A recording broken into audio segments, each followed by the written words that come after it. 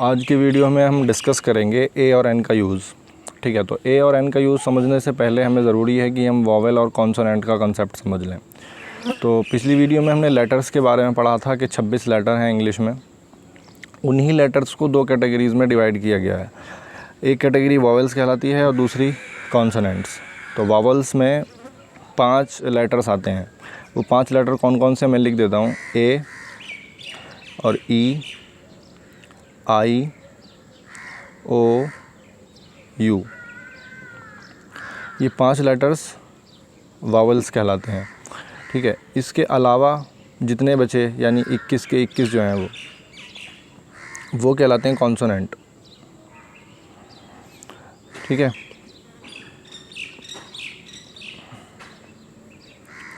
तो उन 21 को भी यहाँ लिख देते हैं। तो ये वॉवेल हो गए 5 और बाकी के जो बचे 21 लेटर यानी बी, सी, डी, एफ, ये जेड तक, ये हो गए कॉन्सोनेंट्स। अब समझते हैं हम ए और एन का यूज़ और ये आपस में कैसे दोनों चीज़ें कनेक्टेड हैं, वॉवेल, कॉन्सोनेंट और ए और एन। तो ए और एन का यूज़ समझने से पहले समझो ए और एन कहाँ यूज़ होते हैं। तो ये हमेशा ऐसे वर्ड से पहले यूज़ होते हैं जिनको गिना जा सकता हो, है ना। जैसे कोई पेन है, एक पेन है, किताब है, कोई भी ऐसी चीज़ जो गिनने में आती हो, जिसको हम गिनते हों और वो अकेली है, तो उसके पहले हम या तो ए लगाते हैं या एन लगाते हैं। जैसे बुक है तो हम उसे लिखते हैं ए बुक यानी किताब, और सेब है तो उसे हम लिखते हैं एन एप्पल। ठीक है, अब देखो एप्पल के साथ ए यूज़ नहीं किया हमने और बुक के साथ में एन यूज़ नहीं किया हमने। बुक के साथ लिखा है ए और एप्पल के साथ लिखा है एन। तो ये फ़र्क क्यों है, इस फ़र्क को समझ लो ज़रा। देखो, जो भी वर्ड जिनसे पहले ए या एन का यूज़ होता है, उन वर्ड में कोई भी वर्ड जिसको जब हम पढ़ेंगे और उसकी पहली जो साउंड निकलेगी, बोलते वक्त जो पहली साउंड निकलेगी, अगर वो वॉवेल वाली साउंड है, वॉवेल वाली मतलब जो वॉवेल हैं 5 ए, ई, आई, ओ, यू, इनमें से किसी की भी आवाज़ निकलती है सबसे शुरू में जब हम उस वर्ड को पढ़ें। जैसे एग्जांपल के तौर पर मैंने एप्पल लिखा, तो जब हम एप्पल को पढ़ रहे हैं तो सबसे पहली साउंड क्या निकल रही है एप्पल कहते वक्त, ए वाली साउंड निकल रही है, तो ए वॉवेल है। तो रूल ये है कि जिस वर्ड की भी पहली साउंड वॉवेल वाली आएगी उसके पहले हम एन यूज़ करेंगे। ठीक है, और जिस वर्ड की पहली साउंड वॉवेल नहीं होगी उसके पहले ए यूज़ करेंगे। ठीक है, तो एन सिर्फ 5 आवाज़ों से पहले यूज़ होगा और ए उन वर्ड से पहले यूज़ होगा जिनसे पहले ये 5 आवाज़ें नहीं हैं, यानी बाकी जो कॉन्सोनेंट्स हैं पूरे 21 के 21। तो हमें 21 कॉन्सोनेंट पे कंसंट्रेट नहीं करना है, हमें सिर्फ 5 वॉवेल्स पे कंसंट्रेट करना है।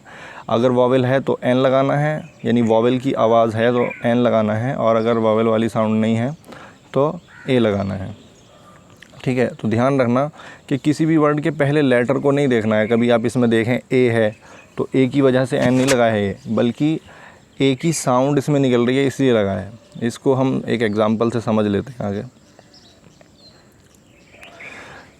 जैसे एक वर्ड है इंग्लिश में यूनिफॉर्म, वर्दी को कहते हैं हिंदी में, जैसे जिसे हम वर्दी कहते हैं, वेशभूषा कहते हैं, उसे इंग्लिश में यूनिफॉर्म कहते हैं। अब जब मैं यूनिफॉर्म बोल रहा हूँ तो यूनिफॉर्म बोलने में सबसे पहला साउंड वाई का आ रहा है, ये वाई, यूनिफॉर्म, है ना।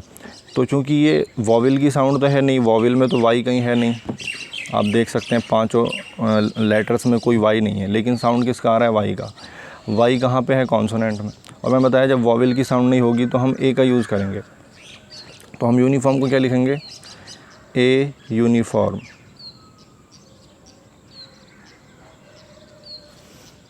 ठीक है, अब देखो अगर हम लेटर को देखेंगे तो इसका पहला लेटर जो है वो है वॉवेल, लेकिन उसकी साउंड वॉवेल वाली नहीं है। जब हम इसको पढ़ रहे हैं तो साउंड इसकी कॉन्सोनेंट की है, इसलिए इसके पहले क्या लगाएंगे, ए।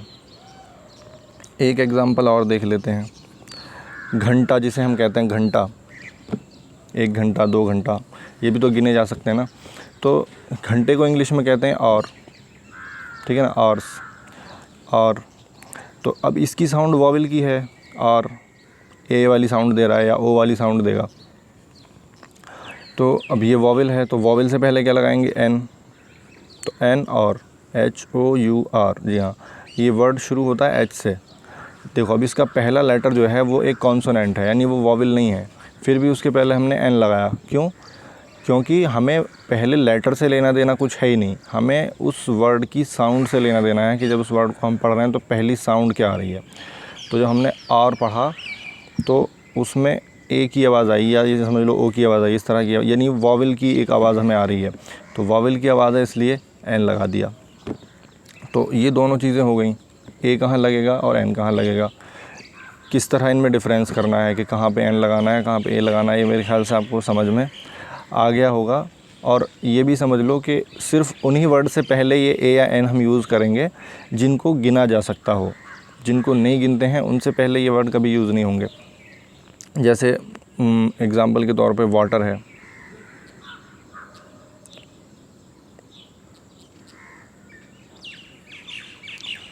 वाटर। अब इसके पहले कुछ भी नहीं लगाएंगे हम, वाटर, ए वाटर ऐसे नहीं कह सकते।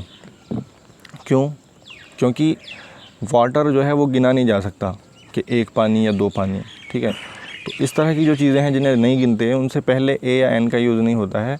ए और एन का यूज़ सिर्फ उन वर्ड से पहले करेंगे जो ऐसी चीज़ें हों जिन्हें हम गिन सकते हों। जैसे बुक है, मोबाइल है, एप्पल है, यूनिफॉर्म है, घंटा है, और अकेली होनी चाहिए चीज़ें। ऐसा नहीं है आप बुक्स के साथ भी ये लगा दें, ऐसे मैं यहाँ लिखूँ बुक्स तो ए बुक्स, ये चीज़ नहीं होती, सिर्फ अकेली चीज़ होनी चाहिए तब ए या एन का यूज़ होगा, ठीक है। तो ये मैंने ए और एन अभी आपको इसलिए बताया है क्योंकि अब अगले वीडियोस से हम सेंटेंसेस बनाना शुरू करेंगे तो उसमें ये चीज़ बीच में आएगी। ए और एन मैं लिखूँगा जब, तो उसमें फिर बीच में बताना पड़ता है ये सब कुछ। तो मैंने सोचा इसके लिए पहले से ये चीज़ें बता दूं ताकि जब सेंटेंस में मैं इसे लिखूं तो आप उसके लिए प्रिपेयर हों, आपको ये दिक्कत ना हो कि मैंने एन एप्पल क्यों लिखा या ए बुक क्यों लिखा, ठीक है। अब ज़रा एक चीज़ और देखो, इसमें ये चीज़ तो हो गई कि जो चीज़ गिनी जा सकती हैं उनसे पहले हम इसका यूज़ करेंगे। अब मैं यहाँ पे 3 वर्ड्स लिखता हूँ इसका प्रैक्टिकल यूज़ समझाने के लिए थोड़ा सा, वो मैंने पहले लिखे हुए हैं, या मैं उसको कॉपी कर देता हूँ क्लिपबोर्ड से, ये ठीक है ना। देखो माई का मतलब होता है इंग्लिश में, माई जो होता है इंग्लिश में उसका मतलब होता है मेरा, योर मतलब तेरा, और बुक हमने भी पढ़ाई है किताब। तो मैं इनकी हेल्प से कुछ चीज़ें लिखता हूँ यहाँ पे, माई बुक,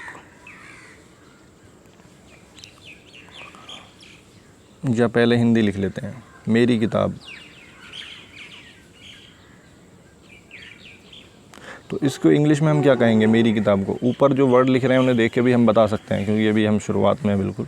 तो मेरी किताब मतलब माई बुक,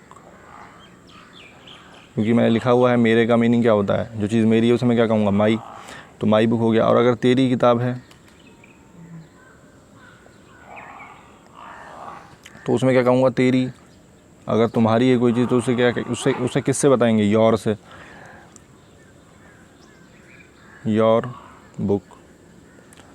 और अगर वो ना किताब, ना मेरी, ना तेरी, ना किसी की, वो किसी के बारे में नहीं बताया, उसके बारे में ये नहीं बताया कि ये किसकी किताब है, ठीक है ना। किसकी से मतलब यानी इसका मालिक कौन है, इसका ये कहाँ से आती है किताब, इसका कोई हवाला नहीं दिया गया, कोई रेफरेंस नहीं दिया गया।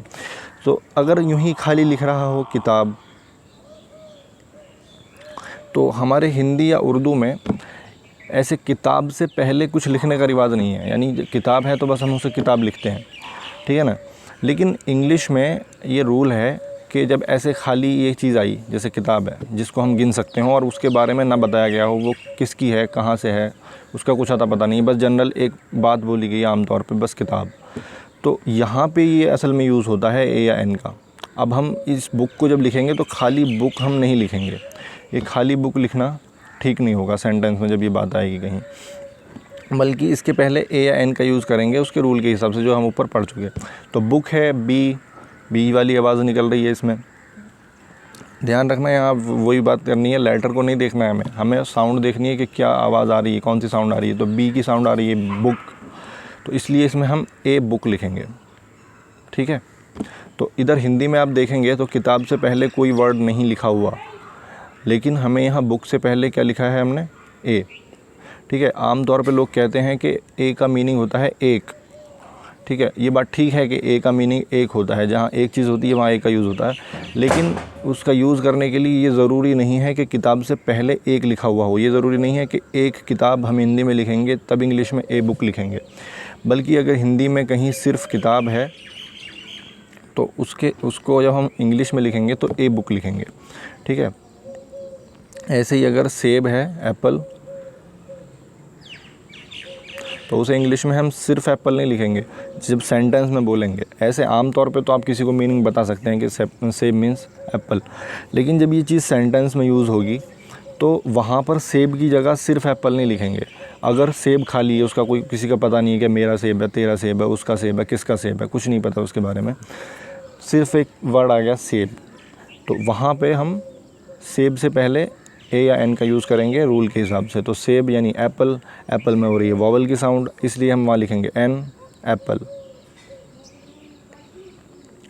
ठीक है, तो ये ए और एन के बारे में मैंने तुम्हें रूल भी समझा दिया कि ए कहाँ यूज़ होगा, एन कहाँ यूज़ होगा, और इनका प्रैक्टिकल यूज़ क्या है वो भी आपको समझ में आ गया होगा। अब हम चलते हैं इस वीडियो के उस पार्ट की तरफ जो आपने अनजाने में सीखा है, यानी ग्रामर। अब ये जो चीज़ें मैंने तुम्हें बताई हैं, इसमें आपने क्या ग्रामर सीखी।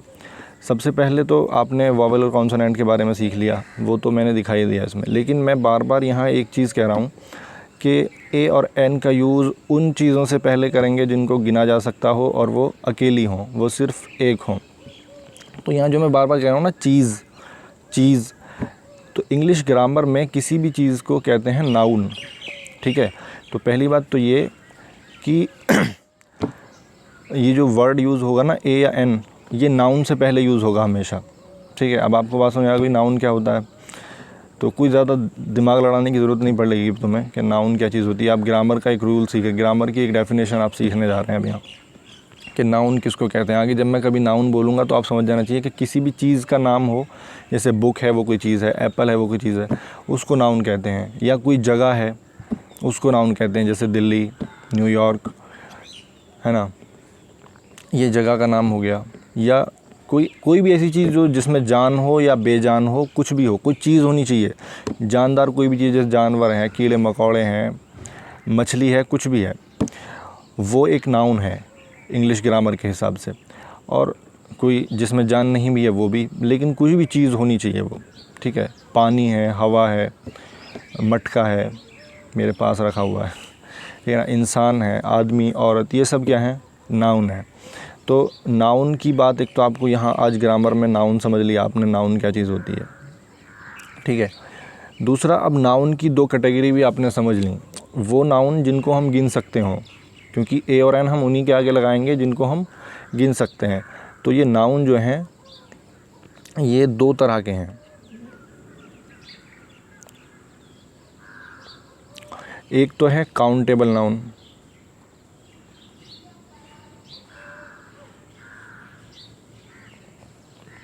और एक है अनकाउंटेबल नाउन।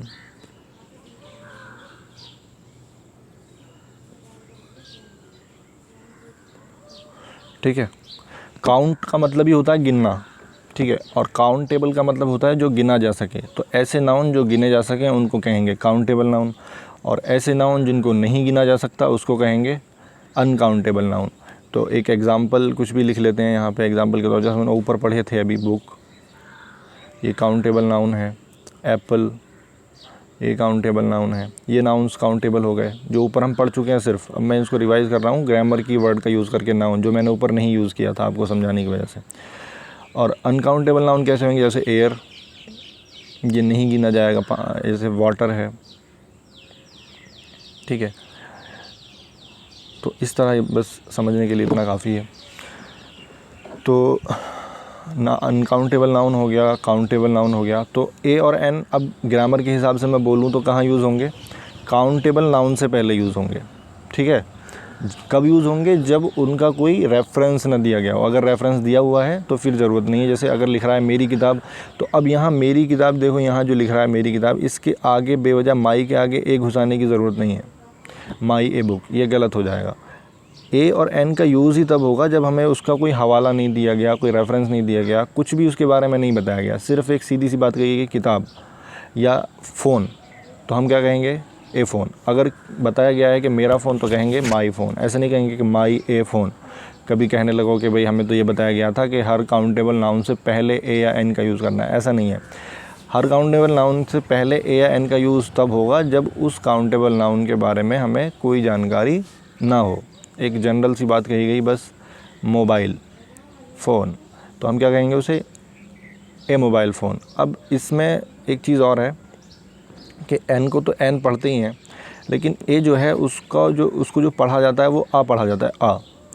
इसको क्या पढ़ते हैं? ए बुक नहीं कहेंगे, बल्कि क्या कहेंगे? अ बुक, ठीक है। अ यूनिफॉर्म, ठीक है ना। A cat. ये आगे जब हम सेंटेंस में बोलेंगे तो बोलते वक्त इस चीज़ का रिवीजन हो जाएगा हमें। फ़िलहाल के लिए इतना काफ़ी है। तो आज हमने क्या क्या सीख लिया? वावेल्स और कॉन्सोनेंट्स, ए और एन का डिफरेंस, कहाँ यूज़ होंगे ये, और इनका मीनिंग क्या है। इनका मीनिंग होता है एक, लेकिन ज़रूरी नहीं है कि वो एक लिखा हुआ हो। जैसे मैंने यहाँ तुम्हें बताया कि ये किताब जैसे लिखी है हमने, तो इस किताब से पहले हमने एक नहीं लिखा हुआ, बल्कि बस हमें दिख रहा है कि वो एक ही किताब की बात हो रही है। अगर ज़्यादा होती तो किताबें लिखा होता, ठीक है। तो जहाँ दिख रहा हो कि कोई चीज़ ऐसी है जो गिनी जा सकती है और वो अकेली है, तो वहाँ यूज़ करते हैं हम ए या एन का, उससे पहले। और आज आपने नाउन के दो टाइप पढ़ लिए, काउंटेबल नाउन और अनकाउंटेबल नाउन। तो याद रखो, ये नाउन के जो दो टाइप हैं ये गिनती के हिसाब से हैं। वैसे नाउन के 5 टाइप हैं अलग, उनको कभी और डिस्कस करेंगे जैसे ज़रूरत पड़ती रहेगी। अभी मुझे इसकी ज़रूरत लगी अगले वीडियो के लिए, तो मैंने ये आपके साथ डिस्कस कर लिया। तो ग्रामर का आज आपने क्या क्या पार्ट पढ़ लिया, ए और एन का यूज़ कहाँ कहाँ होगा, कॉन्सोनेंट, वॉवेल, और काउंटेबल नाउन, अनकाउंटेबल नाउन, और नाउन किसी भी चीज़ का नाम, कोई भी चीज़ जो होती है, चाहे वो ज़िंदा हो, मुर्दा हो, और कोई जगह हो, या वो बच्चों को बचपन में पढ़ाते भी हैं ना कि a noun is the name of a person, place और थिंग, है ना। किसी इंसान, जगह या किसी चीज़ के नाम को नाउन कहते हैं। तो आज आपको एक तो नाउन वाउन समझ में आ गया होगा, और ए और एन का यूज़ समझ में आ गया होगा, कॉन्सोनेंट वॉवेल समझ में आ गया होगा। तो ये वीडियो को आज यहीं स्टॉप करते हैं। कल से सेंटेंसेस बनाना शुरू करेंगे और फिर इसी तरह आगे तक सिलसिला चलता रहेगा। जो चीज़ें ग्रामर की बीच बीच में ज़रूरी लगती रहेंगी मैं उनको बताता रहूँगा। आप भी इनको वीडियोज़ में सुनकर और फिर उसके बाद नोट कर लिया करें, क्योंकि ऐसा हो सकता है कि आज वीडियो मैंने बनाई, फिर 1-2 दिन वीडियो ना बनाऊं, उसके बाद वीडियो आए तो पता चल रहा है जो पीछे मैंने पढ़ाया है उसका यूज़ होने वाला अगली वीडियो में, और 1-2 दिन में वो सब आपके माइंड से स्लिप हो गया, आप भूल गए। तो इसलिए जो चीज़ें आपको ऐसी लगती हों कि इनको नोट करना है मुझे, तो उसको नोट कर लो, और जो अगली वीडियो आए तो उस वीडियो को प्ले करने से पहले उसको रिवाइज़ कर लो, क्योंकि उसका यूज़ अगली वीडियो में ज़रूर होगा।